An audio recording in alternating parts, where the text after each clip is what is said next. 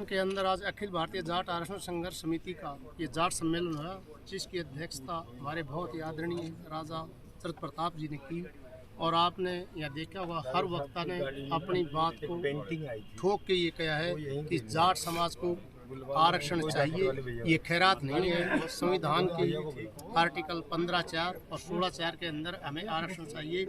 और विशेषकर मैं ये बात बताऊंगा, जब बीपी मंडल कमीशन बना आर्टिकल 340 के तहत बैकवर्ड क्लास के लिए 1979 में, उनकी रिकमेंडेशन आई। हम किसी जाति या धर्म के खिलाफ नहीं हैं, परंतु जो कृषि पर आधारित जातियाँ थी, जब उनको मिल सकता है तो हमारे को क्यों नहीं। हमारे बच्चे भी सरकारी स्कूलों में ग्रामीण अंचल में रहते हैं, खेती पर निर्भर हैं, तो हमारे को भी आरक्षण चाहिए। और आज सरकार जो है बार बार ये वादा करके मुकर रही है। आने वाले लोकसभा में इस बात का जरूर जाट समाज के अंदर गुस्सा है, या तो 2024 के लोकसभा से पहले जाट समाज को केंद्र में ओबीसी में आरक्षण दे, वरना इसका खामियाजा सरकार को भुगतना पड़ेगा। हर कोई एमआरपी बेचता है, अपनी एमआरपी पे बेचता है, ये 40 वो डिस्काउंट उसकी मर्जी है देना दे, और वो प्रोडक्शन कोई और करता है बेचते हुए। किसान को क्या, किसान अपनी फसल के, किसान 6 महीने 8 महीने एक फसल में मेहनत करता है और उसे अपनी फसल का दाम तय करने का अधिकार नहीं है। अधिकार करती है सरकार। ये अधिकार किसान को होना चाहिए। हर किसी किसान को अधिकार मिलना चाहिए, और जितने मेहनत कर रखी है अपने रेट तय करे, उसी रेट पे अपनी फसल को बेचे, तो किसान खुशहाल हो सकता है।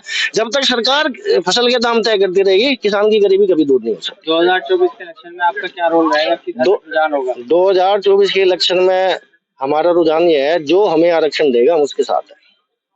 हमारा मेन मुद्दा आरक्षण है, और हमें अपनी फसलों के दाम तय करने के लिए तय करने का मौका दिया जाए, हम उसके साथ हैं। अगर वर्तमान सरकार आपको आरक्षण ना देती है तो फिर आप किधर जाएंगे? देखो, ये राजनीतिक मुद्दा है, और राजनीतिक मैं चाहता नहीं कि, क्योंकि मैं किसी भी राजनीति के चक्कर में नहीं आना चाहता। ना मैं किसी पार्टी का विरोधी हूँ, ना मैं किसी पार्टी में हूँ। मैं सिर्फ अपने समाज के लिए आरक्षण की मांग कर रहा हूँ, और अपने किसान भाइयों के लिए ये चाहता हूँ कि उनकी फसल का उचित दाम दिया जाए, उन्हें अधिकार हो अपनी फसलों को अपने रेट पे बेचने का।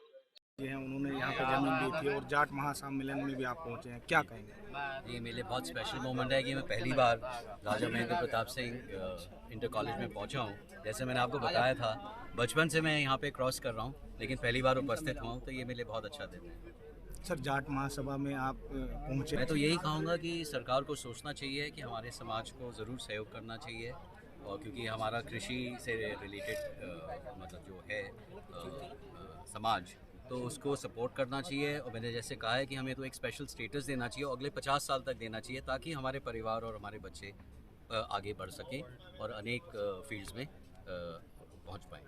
ठीक। उनके बारे में क्या कहेंगे? परदादा जी के बारे में? जी, परदादा जी के बारे में ये कॉलेज राजा महेंद्र प्रताप सिंह के नाम से है। मैं इतना ही कहना चाहूँगा, दादाजी एक महापुरुष हैं हमारे समाज के। जैसे सर छोटू राम हैं, जैसे माननीय चौधरी चरण सिंह जी हैं, और दादाजी ने समाज के लिए, तीनों ने एक्चुअली समाज के लिए बहुत कार्य करे हैं। दादाजी वो व्यक्ति हैं जिन्होंने भारत की पहली अंतरिम सरकार अफ़गानिस्तान काबुल में बनाई थी, और उन्होंने शिक्षा को हर समय महत्व दिया है। शिक्षा के लिए उन्होंने अनेक ज़मीन दान करी है, और मुझे बहुत गर्व है, मैं उस परिवार से हूँ। कह रहा हूँ कि सरकार को हमारे समाज के बारे में सोचना पड़ेगा। उनको हमारी वोट तो चाहिए, लेकिन उनको आरक्षण अगर हमारे समाज को पहुँचाना ही होगा, with special status for next 50 years. 24 में क्या रहेगा इस बात, अगर सरकार आपकी बात नहीं?